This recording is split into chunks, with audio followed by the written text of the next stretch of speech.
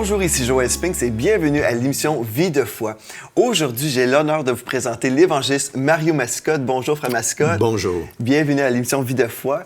Je suis vraiment heureux de vous avoir avec nous aujourd'hui parce que je sais que vous allez être une bénédiction pour nos téléspectateurs, mais aussi parce que vous avez été une bénédiction pour ma propre vie depuis ma tendre enfance. Je me souviens de vous. En fait, j'étais très petit quand vous m'avez rencontré, peut-être. Et puis, je me souviens que mes parents étaient partenaires avec votre ministère depuis de nombreuses années. Ils recevaient la cassette du mois. Ah oui. Et puis, moi, j'ai grandi en écoutant Mario Mascotte nous enseigner sur toutes sortes de choses, sur la vie chrétienne en général, mais surtout sur l'Apocalypse. Oui. Et puis, je suis devenu intéressé dans ces choses-là, surtout à cause de votre ministère. Et puis, j'ai été vraiment béni tout au long de ma vie par votre ministère. Donc, je suis content de vous recevoir ici aujourd'hui à Vie de foi. Et puis, je sais qu'en même temps, nos auditeurs et nos téléspectateurs vont être là et vont recevoir cette parole que Dieu vous a donnée pour le peuple francophone. Bien, gloire au Seigneur, c'est vraiment un privilège d'être avec vous aujourd'hui. Et c'est une grande bénédiction aussi de savoir que la parole de Dieu qui a été prêchée a eu son effet. Amen. Plusieurs personnes ont été sauvées, plusieurs personnes ont été édifiées par la prédication de la parole du Seigneur au cours de toutes ces années. Vous prêchez depuis 1977, c'est ça? Oui, j'ai débuté dans le ministère à plein temps en 1977, alors ce n'est pas d'hier.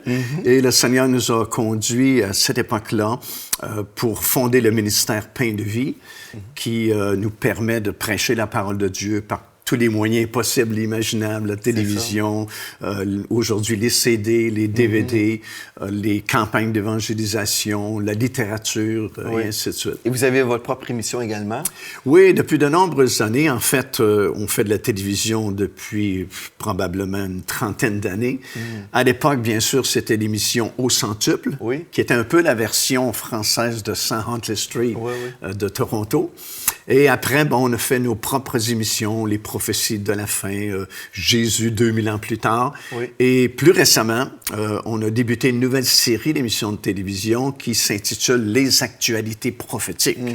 Et par ces émissions de télévision, on veut informer les gens de la proximité, justement, du retour de notre Seigneur Jésus-Christ, parce qu'encore une fois, tous les signes qui nous ont été donnés dans la parole de Dieu pour nous prévenir, justement, de la proximité de ce glorieux événement-là, sont déjà accomplis dans notre génération. Mais gloire à Dieu pour ça. En fait, vous êtes devenu vraiment une référence dans le monde francophone pour l'eschatologie. Un peu, parce que dans le monde francophone, il n'y a quand même pas beaucoup de prédicateurs qui se sont spécialisés, si on peut dire ainsi, dans ce domaine-là. Alors, c'était un grand manque à combler.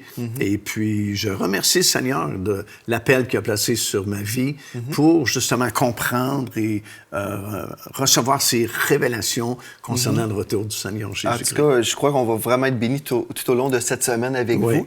Et je peux vous dire, c'est vrai, je vois vraiment que dans votre ministère, on vous connaît vraiment beaucoup pour l'eschatologie, l'étude de la fin des temps. Mais puisque j'ai entendu vos prédications tout au long de ma vie, je sais que vous prêchez sur la puissance du Saint-Esprit, la foi, toutes sortes de sujets. Vous êtes vraiment approfondi dans toute la parole de Dieu. Et je peux dire que dans le monde francophone, moi, je vous estime beaucoup. Merci. Et puis, vraiment, je vois que vous êtes un homme, vous connaissez toute la parole de Dieu. Puis ça, c'est bénissant parce que, oui, on peut avoir une spécialité, mais vous êtes spécialisé, on dirait, partout aussi. Et puis, vous êtes vraiment profond. Mon épouse et moi, on vous a rencontré plus qu'une fois, des fois au resto. Puis, vraiment, on est bénis par votre ministère. Puis, je crois que vous allez être bénis. Mais une des choses, pour recevoir la bénédiction d'une personne et d'un ministère, il faut comprendre aussi que Dieu a déposé une onction sur une vie. Et puis, on peut dire, Seigneur, je veux recevoir de cette onction. Et même cette passion que vous avez pour l'eschatologie.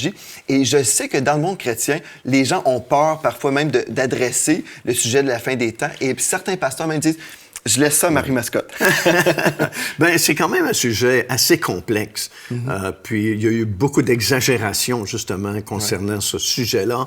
Alors souvent les gens veulent se tenir loin de l'eschatologie, des prophéties de la fin, parce que peut-être il y a eu des débordements, où un peu tout le monde se permet de donner son interprétation des Écritures.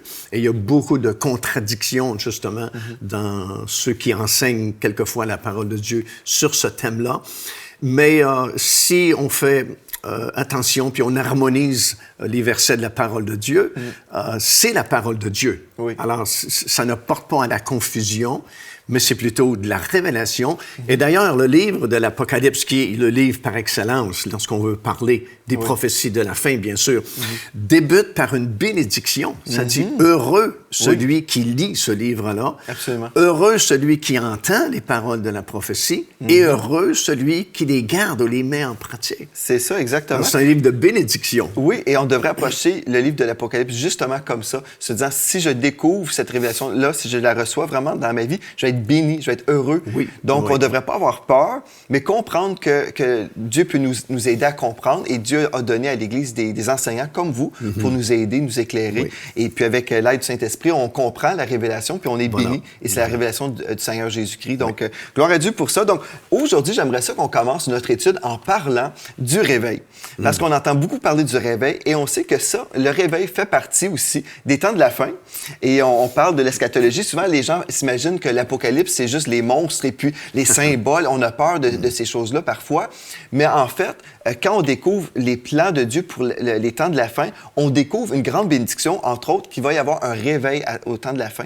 Donc, j'aimerais ça, si vous pouviez peut-être nous expliquer votre vision, comment vous voyez ce réveil du temps de la fin. Bien, encore une fois, c'est un sujet de controverse aussi, parce que certaines personnes disent que non, il n'y aura pas de réveil. L'Église va aller en diminuant, et c'est comme si à la dernière minute, le Seigneur vient nous sauver de cette situation-là. Mais par contre, il y a plusieurs versets qui affirment justement qu'il y aura un grand réveil dans ces derniers jours. Et il y a plusieurs raisons pour lesquelles il doit y avoir un réveil. Puis la première, je pense, elle est évidente, c'est Paul qui va parler dans l'Épître aux Éphésiens, dans le 5e chapitre et au verset 27. Et il va expliquer que le Seigneur Jésus-Christ va présenter cette Église-là au Seigneur, à Dieu, dans les derniers jours, comme une Église glorieuse. Oui. Sans tache ni ride, ni chose semblable, mais une Église sainte et irrépréhensible. Alors, si le Seigneur doit présenter une Église glorieuse dans ces derniers jours et que nous regardons à l'ensemble de nos églises, ben on se dit, c'est évident qu'il doit se passer quelque chose. Oui, il y a un grand travail à faire. Il y a un grand travail à faire. Voilà. Souvent, on voit par exemple ce verset-là et on pourrait dire, bien dans notre position en Christ, nous sommes déjà parfaits. Donc, il vient chercher cette Église parfaite dans sa position et non dans sa condition. Mais vous dites que la condition de l'Église va changer également, où il va y avoir un déversement de l'onction de Dieu, où les gens vont vraiment se réveiller. Oui, parce que nous le savons aussi par plusieurs autres versets dans la parole du Seigneur. Et nous remarquons, lorsque nous étudions justement la parole de Dieu dans ce contexte-là du retour du Seigneur, que le retour du Seigneur est toujours associé avec la pluie ou la bénédiction.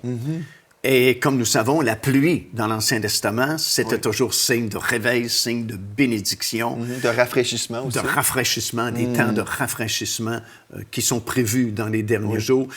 Comme Osée, par exemple, le prophète, chapitre 6, verset 3, dit « Le Seigneur va venir pour nous comme la pluie du printemps. » Oui.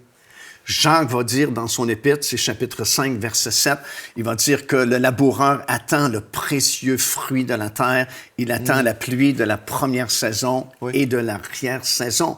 Alors, encore une fois, il y a question de pluie. Le prophète Joël, dans chapitre 2, verset 23, va nous expliquer que dans les derniers jours, il va y avoir une grande effusion du Saint-Esprit. Et dit-il, ce sont vos fils et vos filles qui vont prophétiser. Bon, on sait que la plupart des prophéties ont un double accomplissement, quelquefois même 3 accomplissements pour la même prophétie. Et évidemment, la prophétie de Joël a eu son premier accomplissement il y a plus de 2000 ans maintenant, quand le Saint-Esprit est venu pour la première fois dans la chambre haute sur les quelques 120 disciples qui étaient là réunis. Parce que Pierre, dans le premier message qu'il a prononcé, il a dit « C'est ici ». La promesse de Joël, dans les derniers jours, dit Dieu, je répandrai de mon esprit. Mais il y a certains détails de la prophétie de Joël qui n'ont pas été accomplis il y a 2000 ans passés. Donc, on sait qu'il y a un deuxième accomplissement qui doit se faire dans ces derniers jours. Alors, quand on parle du retour du Seigneur, on parle de pluie, qui est une bénédiction. On parle de réveil, on parle d'effusion du Saint-Esprit. parce que la condition, justement, de l'Église doit changer. Oui, mais en même temps, ce que vous dites, c'est tout à fait vrai. Mais ce que j'ai remarqué dans le corps de Christ, on a souvent deux camps. Un camp qui va parler du réveil constamment, et c'est glorieux parce qu'on aime le réveil. Oui. Et un autre camp qui va toujours parler comment ça va de pire en pire. Et puis, ça nous parle des ténèbres qui vont venir sur la terre. Et oui, mais en même temps, on sait que la gloire de l'Éternel va s'élever sur nous. Oui. Donc, est-ce qu'on peut avoir l'équilibre entre les deux et dire oui, on sait que dans le monde, ça va aller de pire en pire. Et même spirituellement, on peut voir que vraiment, ça va de pire en pire, mais qu'il va y avoir un revirement. Bien, en fait, les deux sont vrais. Parce qu'il y a ces deux courants-là qui sont très réels et qui seront là jusqu'à la fin, jusqu'au retour du Seigneur. D'un côté, vous avez ce que la Bible appelle l'apostasie. Oui. Mais d'un autre côté, vous avez le réveil également, dont la Bible nous parle. Oui. Alors, c'est comme deux courants qui sont bien réels, qui sont là dans ces derniers jours. Et chacun d'entre nous qui connaissons le Seigneur Jésus-Christ devons choisir. Ou bien on se laisse aller dans l'apostasie. L'apostasie veut tout simplement dire qu'on s'est relâché, on s'est détourné. On a comme abandonné la foi. Oui. Un peu, le mot est utilisé dans Actes des Apôtres, chapitre 21, verset 21. Lorsque Paul est monté à Jérusalem pour régler la fameuse question là, de la loi et de la grâce. Et puis, Paul, plutôt, avait été accusé d'enseigner aux disciples de renoncer à Moïse. Et le mot qui est traduit dans nos versions françaises, renoncer, c'est le mot apostasie en français. Okay. Alors, apostasie, c'est comme renoncer à ce que nous avions déjà eu, comme un relâchement, un abandon de la foi. Un peu comme Paul va dire à Timothée, il prévient que dans les derniers jours, les gens ne supporteront plus d'entendre la saine doctrine, mais se donneront une foule de docteurs selon leur convoitise afin d'entendre des choses agréables. Paul va également dire à Timothée que dans les derniers jours, quelques-uns abandonneront la foi pour s'attacher à des esprits séducteurs. Oui, peut-être on peut les lire, en fait. Ce serait bon peut-être d'aller voir ces versets-là, si vous voulez venir avec moi. Oui, c'est dans 2 Timothée, chapitre 4, et le verset 3. Oui. Où on peut lire concernant la saine doctrine. C'est ça, je lis dans deux versions, la Louis II et Bible du Sommeur. Je vous lis pour nos amis à la maison. Vous pouvez sortir votre Bible parce qu'à cette émission, on veut vraiment aller dans la parole de Dieu, étudier la parole ensemble. Donc, concernant l'apostasie, vous dites, c'est une réalité, je suis d'accord avec vous, parce qu'on peut juste constater présentement l'état de l'Église. On peut voir vraiment, il y a un courant où c'est l'apostasie totale, où on renie même le message de la croix, où on dit on ne veut pas mentionner le sang de Christ, parce que ça peut déplaire aux gens qui vont venir visiter nos églises. Finalement, il y a vraiment une portion de l'Église, c'est vraiment attristant de voir ça, mais il y a quand même l'inverse aussi qui se produit. Donc, on va juste voir ce que la parole de Dieu nous dit dans 2 Timothée 4, verset 1 à 5. Je vais vous lire dans la Bible du Sommeur. Ça dit « C'est pourquoi, devant Dieu et devant Jésus-Christ, qui va juger les vivants et les morts, et dans la perspective de sa venue et de son règne, je te le recommande solennellement. » Là, c'est l'apôtre Paul qui parle à son fils spirituel Timothée. « Proclame la parole,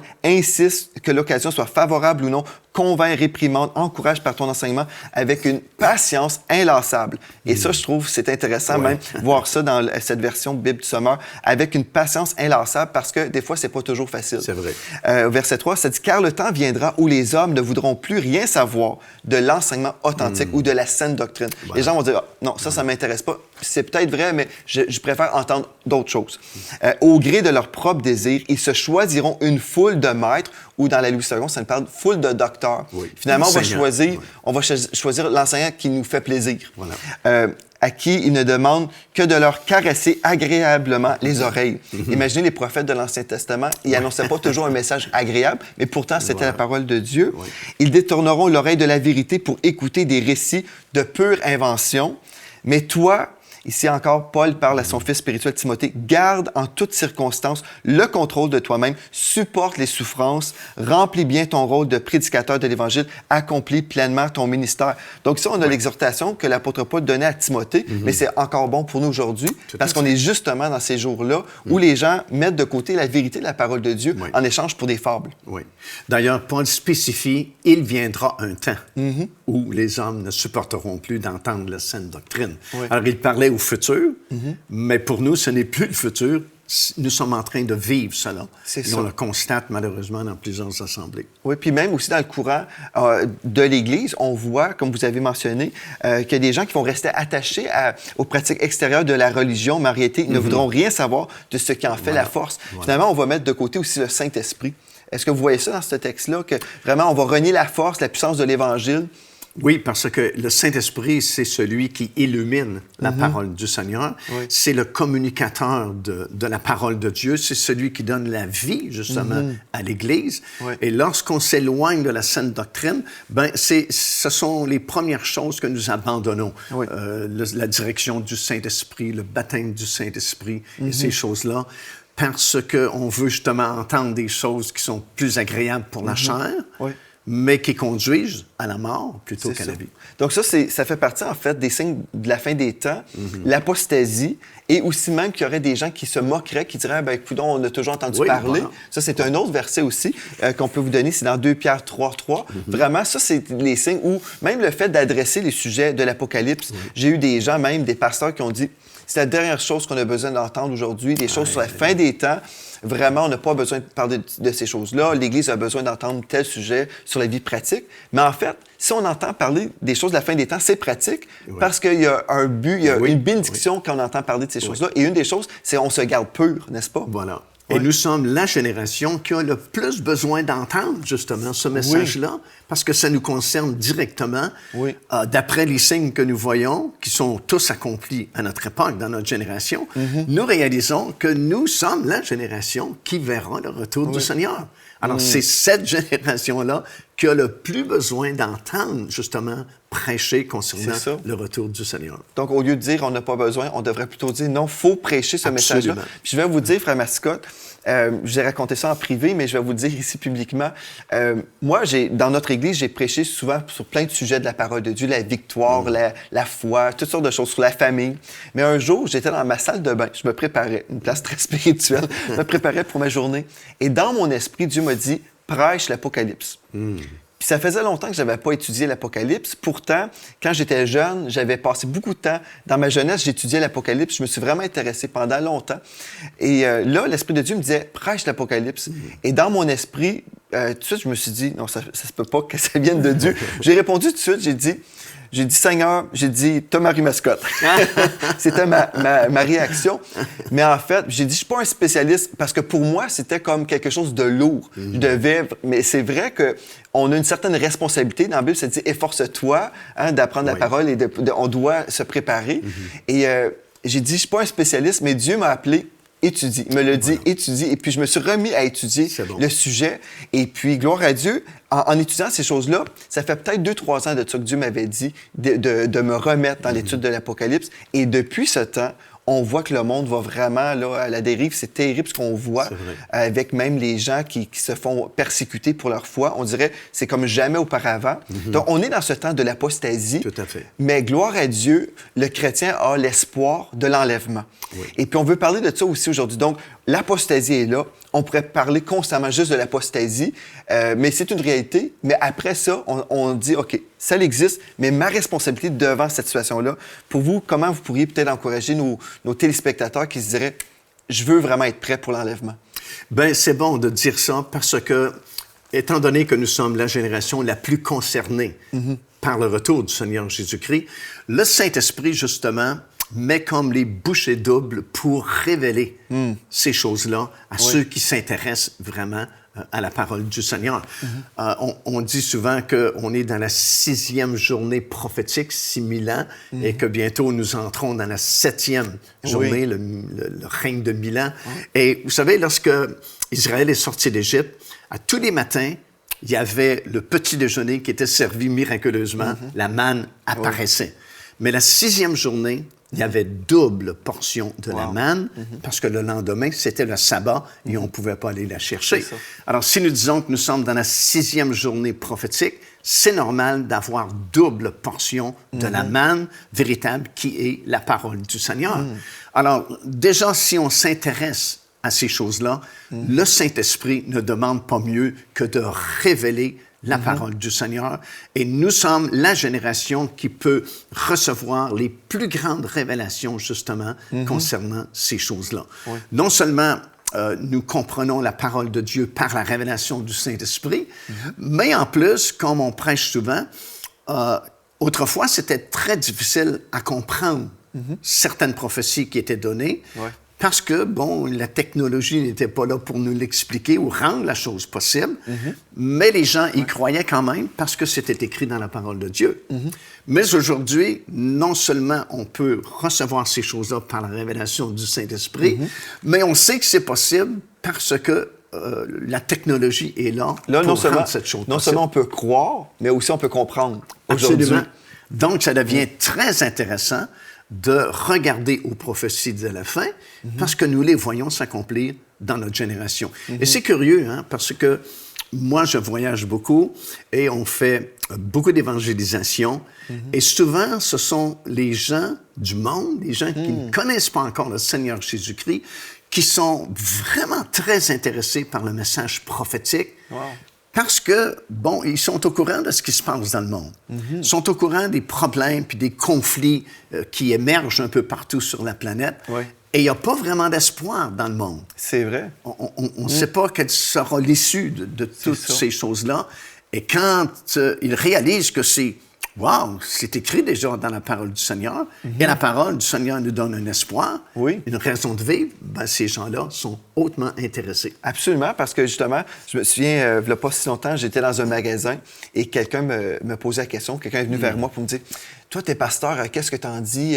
Est-ce que tu crois que la fin du monde arrive bientôt? » Puis j'ai rassuré la personne, j'ai dit « Oh non, il n'y aura jamais de fin du monde. » C'est vrai. Dans la Bible, on peut lire des fois fin, mais fin du monde, mais on se réfère ici à l'âge. C'est ça. Mais en fait, là, on peut semer la bonne nouvelle de l'enlèvement de l'Église et que, oui, il va y avoir des choses terribles qui vont se produire sur la terre, mais à cause de la révélation de l'Apocalypse, on peut savoir que Jésus va revenir chercher son Église. Et en fait, on devrait s'intéresser non seulement comme les inconvertis, mais parce que nous, les enfants de Dieu, la Bible nous parle de l'enlèvement comme étant notre bienheureuse espérance. Voilà. Donc, on devrait se réjouir. C'est dans Tite 2.13. Donc, Tite 2.13 nous dit « Nous attendons la bienheureuse espérance et la manifestation de la gloire du grand Dieu et de notre Sauveur Jésus-Christ. » Donc, on devrait avoir hâte. Quand c'est notre bienheureuse espérance, non seulement on devrait s'intéresser, mais on devrait avoir hâte.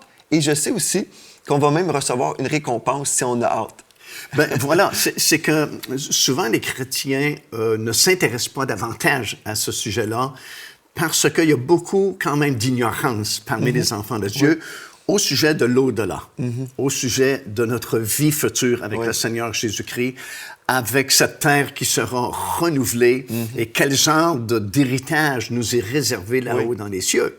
La plupart des chrétiens sont très ignorants concernant le ciel, par exemple. La plupart des gens ne savent pas où est le ciel, ne savent pas qu'est-ce qu'il y a au ciel, savent très peu de choses concernant notre avenir glorieux.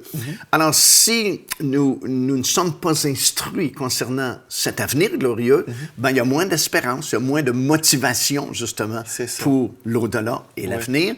Et conséquemment, on est plus intéressé au monde charnel, au monde actuel, bon, à notre travail, les promotions qu'on peut avoir, ou faire de l'argent, ou s'acheter une autre voiture, ce qui n'est pas mal en soi, mais si c'est tout ce que nous avons, ben, c'est peu de choses en comparaison à la gloire qui est sur le point d'être manifestée pour les enfants. Parce que les gens s'imaginent, comme vous dites, le ciel, c'est des nuages. Oui. Plusieurs chrétiens, on va jouer de l'harpe sur un nuage. C'est ça, où on voit des annonces de publicité, on vend du fromage et puis il y a des petits anges qui flottent. C'est l'image typique que les gens ont du ciel. Mais quand on réalise, c'est pas ça et on va y arriver cette semaine, on va parler de la nouvelle terre, mais quand on réalise que le ciel, c'est un endroit vraiment tangible, qui existe pour de vrai. Voilà. Et vraiment, c'est bénissant quand on aborde le sujet du ciel. C'est pas simplement des gens qui flottent dans les airs, mais les gens sont à l'œuvre. Et puis, c'est une place réelle. Donc, c'est glorieux. On va y arriver. Cette semaine, on va continuer dans notre sujet. Mais il y a une bonne nouvelle pour nous, pour les enfants de Dieu. C'est la bienheureuse espérance.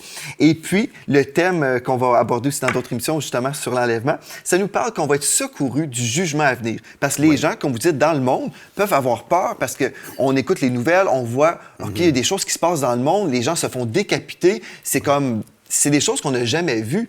En tout cas, depuis mon vivant, là, j'ai jamais vu des choses comme ça. Et là, on se dit, mais qu'est-ce qui se passe dans notre monde? Mais la Bible nous dit, je vais juste aller dans Luc 21, 36, qui nous dit, « Restez sur vos gardes et priez sans relâche que Dieu vous donne la force d'échapper à tout ce qui doit arriver et de vous présenter debout devant le Fils de l'homme. » Et on sait que Dieu ne nous a pas destinés à la colère. Donc, vraiment, il y a des choses terribles qui sont sur le point d'arriver et qui arrivent déjà. Et puis oui, il y a certaines choses qu'on peut dire qui font partie des tribulations, mais pas la grande tribulation. Mais tout ça pour dire, des choses terribles sont là, mais à cause de notre espoir, on a l'espoir pas de demeurer là, mais d'être enlevé. Ben, c'est pour ça que la Bible dit que c'est une bienheureuse espérance. Parce que justement, nous ne sommes pas destinés à la colère de Dieu. Et on peut remarquer déjà dans le livre de l'Apocalypse, dès que les premiers sceaux du livre 7 sceaux sont brisés, déjà le monde lui-même reconnaît que la colère de Dieu est venue. Ça, c'est dans l'Apocalypse chapitre 6 et le verset 17. Alors, le monde reconnaît que la colère de Dieu est venue. Et Paul va nous dire dans 1 Thessaloniciens, 1er chapitre, verset 10, et en plusieurs autres endroits, que nous qui sommes sauvés, nous ne sommes pas destinés à la colère de Dieu. Alors, c'est simple, 2 et 2 font 4. C'est la colère de Dieu dès l'instant où les premiers sceaux sont brisés. C'est le début des 7 années de tribulation. Et nous ne sommes pas destinés à cela. Donc, c'est une bienheureuse espérance parce que nous savons que nous serons délivrés de cette colère-là de Dieu, des jugements de Dieu, parce que le monde a refusé le salut en Jésus-Christ. Oui, c'est ça. J'aimerais ça, en terminant l'émission, qu'on puisse au moins nous donner, qu'on puisse établir un verset dans cette émission concernant l'apostasie. Parce que des gens, des fois, qui peuvent remettre en question peut-être, même si c'est une réalité. On a parlé beaucoup de choses. Oui, le réveil, mais comme on a vu, il y a 2 courants. Et bibliquement, dans 2 Thessaloniciens 2:3, ça dit que personne ne vous séduise d'aucune manière, car il faut que l'apostasie soit arrivée auparavant et qu'on ait vu paraître l'homme du péché, le fils de la perdition, donc l'Antichrist. Donc, il faut que ces choses-là arrivent avant l'enlèvement de l'Église. Donc, on sait qu'il va y avoir l'apostasie. Nous le savons. Donc, si nous savons que l'apostasie va arriver, et moi, je crois que nous sommes dedans présentement, bien, on peut comprendre ces choses-là et ne pas se laisser influencer par ce courant-là, mais dire plutôt, OK, l'apostasie, je sais, c'est un signe des temps de la fin, puis c'est prophétisé. Mais moi, devant cette réalité, ce que je veux faire, c'est vraiment mettre ma vie en règle, marcher d'une façon sainte pour honorer le Seigneur. Et puis, on va continuer demain. Frère Mascol, merci d'avoir été là aujourd'hui avec nous. On va poursuivre dans le sujet des temps de la fin et comment, justement, on peut se préparer pour ce grand jour glorieux, l'enlèvement de l'épouse de Christ. Donc, merci d'avoir été là avec nous aujourd'hui. Et merci aussi à vous d'avoir été là. Et d'ici à la prochaine fois, soyez richement bénis.